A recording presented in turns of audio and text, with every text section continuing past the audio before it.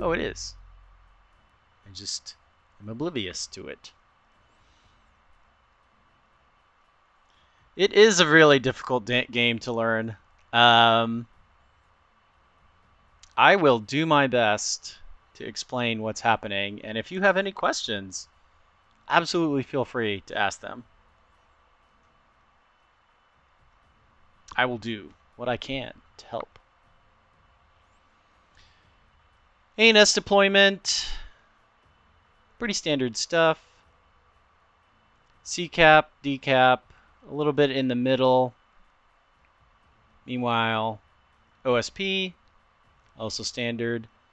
Hunter, I'm going to assume this is plasma 100 millimeter. Sure. So what we'll do this time is I'll go through then each fleet and not only say what weapons they have, but explain what they are and what they're good for. And hopefully that'll help you. First off, container fleet here. Let's see what this is armed with. It's got a good selection of containers, a couple of mines, a couple of decoys. So primarily this is a suppression artillery type unit. What it's going to do is hide behind these rocks, fire out these cruise missile containers, and try and just apply pressure to fleets. Most people these days are bringing enough point defense to defeat one container ship's worth of containers, but as their point defense take damage from other things, you'll see some of those containers sneak in, score hits, and deal damage. Meanwhile, Hunter has not brought what I thought. He's brought rocket shuttles. These are very dirty, super fast, fragile, absolute glass cannons. If they get into range, range being under 3 kilometers to a capital ship especially is what they want to hit. These rockets, all fired in a big wave from 3 ships, will decimate whatever they are. Counters to them, 120 millimeter, 250 millimeter RPF. It's kind of like an explosive round that gets shots at them. It will take out their thrusters, and then once that's done, you can focus more damaging weapons. But this is a completely dirty build of 3 groups of 3 rocket shuttles. Very difficult to deal with if you don't have the scouting. And then this is an early warning radar. That's just providing radar for the team.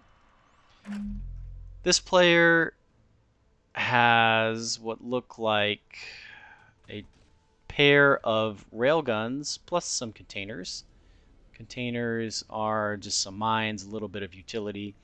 So these are long-range fire support. I'm not a huge fan of them, but people do like them, and they can do work. They're best fired at medium to smaller ships. They're actually not very good at dealing damage to large capitals. They don't penetrate very deeply into the hull. They almost are more like a missile exploding when they hit a target. And with that goes a long-range targeting radar and a capping shuttle. Then we have 450 Ocellos. This is pretty common kind of anchor type play. 450s have really long range, but they're a little bit inaccurate. That's the price they pay for being able to deal damage to battleships, to heavy cruisers. 450s, the largest caliber in the game. They shoot the furthest, and they deal the most damage, but not with great speed or accuracy. On the other team, I'll wrap this up quickly. A 450 beam and 2 of them. So the 450s again are long range, high damage, able to deal with armor. In the case of versus the OSP, they're more good for blowing up the big ships. They do a lot of damage in a big area. And the beam is more like a close range weapon. It does an enormous amount of damage over a very short amount of range. Super accurate, can't miss. These two in conjunction want to deal damage wherever they can, and the beam is mostly a defensive weapon. This is a missile carrier.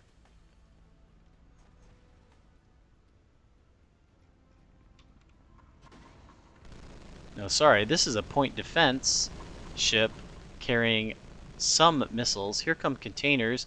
These are from Avalon. You can see there's more than enough point defense on these two ships to deal with it.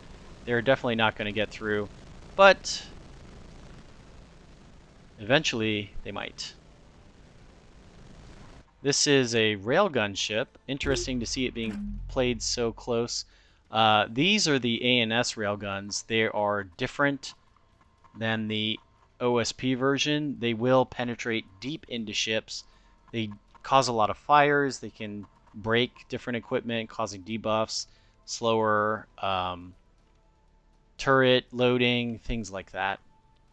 It's a good support weapon, not really good for killing things. Meanwhile, these CLs, these are cannon CLs with a little bit of utility attached to them. This is really your primary platform now. With the OSP and their focus on anti-capital weapons, these light CLs have really filled in the role. Their cannons are able to damage anything the OSP can bring. They're fast, they're maneuverable, they deal damage, and they're not too expensive, so you can bring a lot of them. Unfortunately, they're getting focused fired here. They're not really in a great position. There's no cover for them to back out into, and because of that, they're between the Ocello and the mass driver shooting at them. They're probably going to be killed here shortly. This battleship is a 450 battleship. 450s again, long range, heavy hitting, not great at killing small ships, and it's in the back here doing some fire support. So an overview of what's happening right now. OSP has very aggressively moved up. They've captured the A point. That gives them the point advantage. They're quickly building a lead, and based on the deployments here, they're likely to keep it. These rocket shuttles are going to absolutely rip apart whatever the ANS decides to finally throw in here. There's two players on the ANS side. The rail, Axford up here, and this 450 BB that look like they want to play fire support. That's leaving them only the CLs and possibly these Axfords to push in and capture the points. That's probably not going to end well for them as soon as they crest this corner and are assaulted by these rocket shuttles. Meanwhile, the container ship is applying its container pressure. These mass drivers are firing in, and someone's surrendered already. Somber Muse. That is the CL player. Looks like they were disabled out in the open and decided to call it quits. So with that turn of events now, it's going to be incredibly difficult for the ANS to win this game. Unfortunately, already in this position. Let's see what the battleship is able to make happen, or if these Axfords are going to move in or not. It looks like not is the answer. There is an awful lot of fire between these Ocellos, these mass drivers, and the containers that are able to be brought against the middle. And this is a classic example of what can happen versus OSP if too many backline units are brought on ANS. Now, because they don't have the ships capable of capturing these points, OSP can basically sit on this points advantage, force the ANS team to come in. Usually in games like this and fleets like this, they come in one at a time when and if they come. So a tough position. Am I seeing all these things just by looking at the ships? So most of that is experience. I know what the different cannons look like. You can see if you were to dive in here, like say you wanted to spectate a game and you weren't familiar with what they all look like, you can just find a ship, click on it, open its damage control, and you can read everything that's on it. So like a Mark 68 cannon is the 450, the Mark 65 is a 250. I'm just a huge nerd who's been playing this for a long time, so I can recognize them on sight. The enemy secured zone common.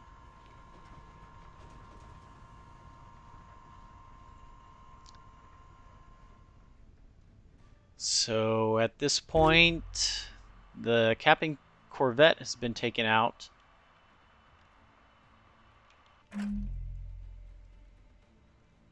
not sure what these Exfords are doing down here. The best play would be for them to support their battleship in what it's doing, and what it's doing, it looks like it wants to push B. It's completely unsupported and doesn't know that there are rocket shuttles hiding behind this rock. When it pulls forward a couple hundred meters more, it is more than likely going to be obliterated.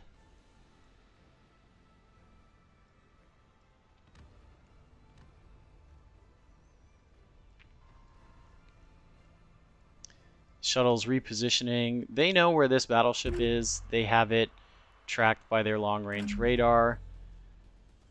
They can see that it's taking mass driver fire. And here they come. They've decided this is their moment.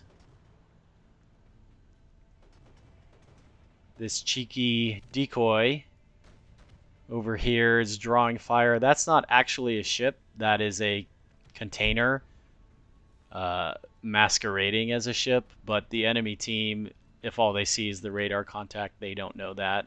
That's why it was drawing fire. So here come the shuttles. Firing in their thrusters. Looks like they're on a heading for some reason. They're not firing their mains, which is weird. But at this point, they're so small, they're evading their turbo laser fire. There's nothing here to support and protect the battleship from these ships. So it is only a matter of time before they close to rocket range. This BB knows about the danger. It's trying to get away from them. It's not nearly fast enough, but it looks like the shuttles are having second thoughts, or maybe just repositioning.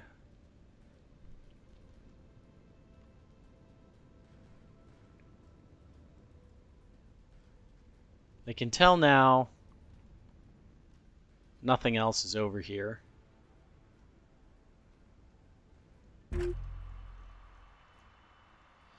Meanwhile, the points continue to tick up in favor of the OSP. These Ocellos look like they're repositioning into the middle. That's a perfectly valid thing for them to do. They have the advantage right now. These Axfords are being played incredibly passively, and this battleship is running away.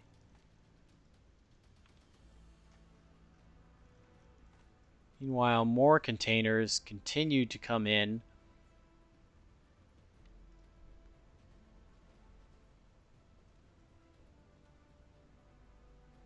Just checking its levels of point defense. It does have plenty of ammo.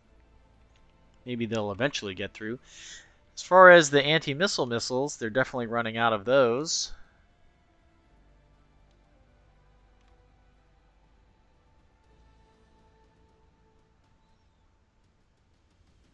Can you talk about radar, EWAR, jamming, and tracking and locking? Sure. So the radar and the EWAR, let's see. So take a look at this ANS ship. You can see inside here these little kind of octagon things. Might be difficult to see because I can't see my mouse. Let's see if I can get closer. So these things right here, this octagon is the radar panel. And that will allow this ship to use its radar, if it has one, to see out of those panels. Okay, so it has a parallax. So right now, each of those panels makes like a dome seeing out from that, and it has a certain strength and other characteristics. So if a ship is within range, it then does a check. So the maximum range for that radar is, I believe it's 10.5 kilometers on the parallax. But that doesn't mean you'll see everything within a 10.5 kilometer range. Uh, each ship has a value called the RCS, which basically means how big is its radar signature. And ships like this battleship have absolutely massive values, 38,000 meters, but a ship like this shuttle will have something tiny, like 2,000. So as that number gets bigger and your radar gets better, you detect them farther away. As that number gets smaller, you have to get closer with better radars before you can see them. You can see here this little yellow symbol means that they're being tracked. If there's nothing there, they're not being tracked by a radar. And then you also have this for an enemy fire control lock. Fire control locks are done by this module. This little dish on the front. This is a bullseye. That's the fire control radar for the ANS side. And what that does, you can't see it right now. You know, shuttle's massacring that rail Axford. So based on the radars, they all have different accuracy values. So we can't see it, but in a normal game, it would have like a diamond, and then there'd be a little dot jumping around the place. And that dot jumping around the place visualizes for you the inaccuracy of your radar. A fire control radar, like a lock like that, takes that down to 0. So on ANS, it's very important. It's a little bit less so on OSP. They have other methods to get those inaccuracies down because their fire control radar only has a range of 6 kilometers. It's super short. But that doesn't matter because they have other ways to get around that. Let's see, what was the other thing? Tracking? You mean like the track numbers? So all a track number is an ID number. So like if you find a track and it says 1123 or something, that's just like a tag basically. If 1113 goes behind a rock and disappears and later it comes back, it just stays 1113. So you always know, like, okay, if we figure out that 1113 is a battleship, then we'll always know that 1113 is a battleship. And if it goes behind a rock and comes back out, we still know what it is. Jamming, EWR. Okay, so the early warning radar. Let's go ahead and get in another game while I explain that. The early warning radar is a super long range radar, but you have to fire it. So it will be actually displayed under electronic warfare weapons, and you shoot it like you would a weapon. You just aim it in space, and then as soon as you do that, it will turn and it will orient, and then it will quote unquote fire its radar, and you'll see a big blue beam. Anything within that blue beam can be picked up and shown on radar. The long range tracking radar, the Bloodhound, is like that but it's a narrow beam, and what you want to do with that. Oh, I actually didn't know that, Curie. 2.5 minutes change. The long range tracking radar has a very, very thin beam, but it is pretty accurate. So it's actually accurate enough that if you have one of those radars, you can use it instead of a fire control radar and just shoot at people with it.